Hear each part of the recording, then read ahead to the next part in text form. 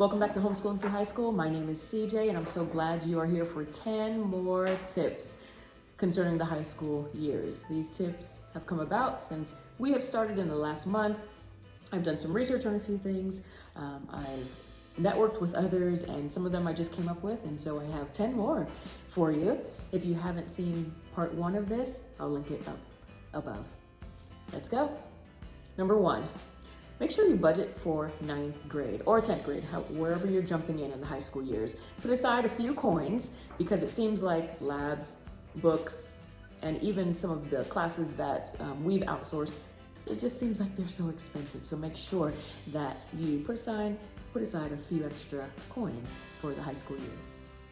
Number 2, keep a log for about a week of your child's subjects and how long it takes for them to complete it.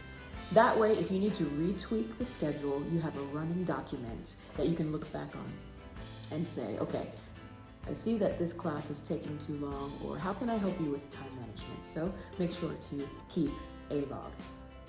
Number 3, we've all felt overwhelmed, and quite frankly, even right now, I feel a little overwhelmed with a few things. And so I want you to check out this next clip where I share some ideas of what I do when I am overwhelmed. So a lot of times when I'm feeling overwhelmed, I think of sunflowers. Thankfully, I actually have some here to show you. These are fresh. My neighbor gave them to me. I love sunflowers. I love these beautiful fall colors, and it just brings me peace. It's my favorite flower. I just love them. I also think about hymns. I hum hymns in my mind all the time. Sometimes I sing them out loud. Here's one that I hum often. I think about the words, and it just brings me peace, and it just helps me not feel so overwhelmed. I also use my diffuser. Sometimes I'll just kind of take a little pause when I'm teaching and go upstairs and turn that on, take a nice whiff of that, and that helps to soothe me as well. Usually I have peppermint in there, bergamot in there, or On Guard, or something along those lines, and it just helps me so much. I also have this little spot here in my closet that sometimes I just come to, take a little pause and come here. My daughter made this for me. I love it, love it, love it. This is my little sunflower box. I have some sweet memories of things my mom gave me in there, and my kids as well. I have this little cross that my youngest made for me. Love that so much. Those rocks in the back mean something to me. Sometimes I just come and get some of my essential oil perfume here and just spritz it, and it just lifts me up just right away, just that quickly. And over here I have some other hymns and another song. And so sometimes I just come here, take a little break if I'm feeling overwhelmed, and I just feel that much better.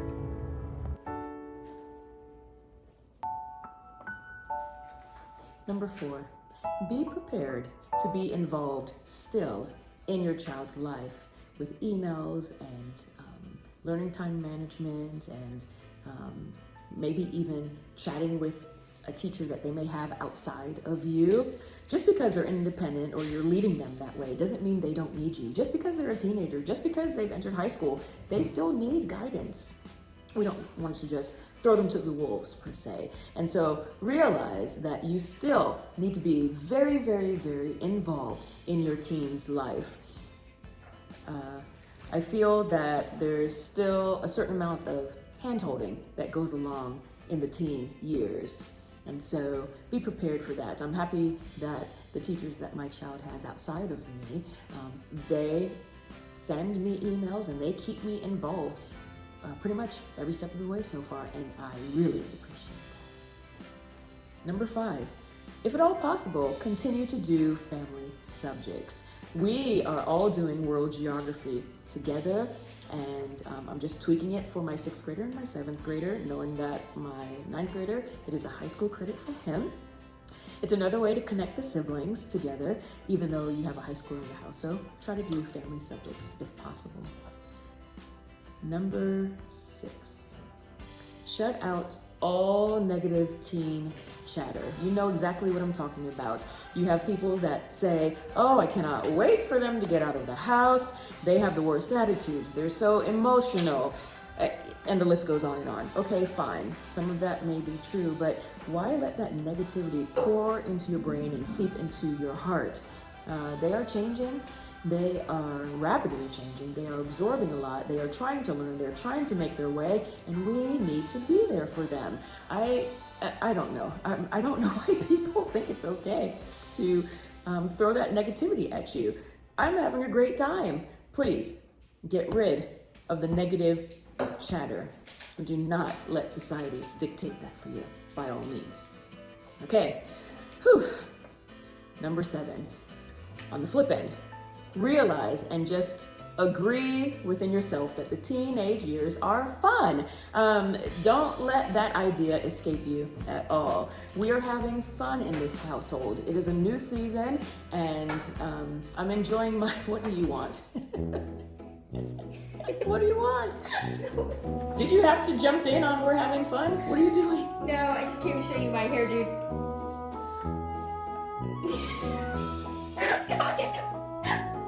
We're having fun.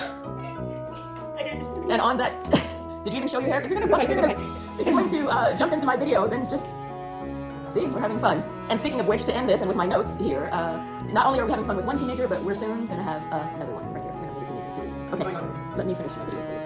Have fun, you guys. Have fun with the video. Have fun. Thanks. You guys pray for me. All right, number 8. Set expectations. Do you have a mission statement? Do you have a certain list of family values that you have outlined? Things that you want to make sure that your teens know that when they step outside of your household, what you expect of them. I know that we often tell our teens, when you are here or there, or when we go to this person's house or whatever it is, remember your last name. Remember who you're representing. Remember our values. Remember that you are representing Christ as well. And so make sure that your teen knows the expectations of them. Number 9. That was number 8. I don't know. After number 7, I don't know where I am. Okay, we're at number 9 now. Okay, although they are teenagers, they are watching you. So make sure that you model what you want them to see. And sometimes that's hard for us as adults. And so make sure that you're modeling that, because they can still be influenced. They can. All right? And lastly, this one bears repeating. So again, repeat after me. Thou shalt have a relationship with blank. So for me, it's thou shalt have a relationship with James, Sky, and Sage. Your relationship needs to be healthy. And it's just very important, and it's important for them to understand that you are there for them. You will listen to them. You will listen to when they babble about, whatever it is that they want to talk about. It's important for them to know that you'll be spontaneous and do fun things. It's important for them to know that you will drop everything that you have, get off of your cell phone, and pay attention to them. It's important. And on that note, I hope you have enjoyed these additional 10 items and that you have taken something from part 1 and part 2. And until next time, thanks for watching.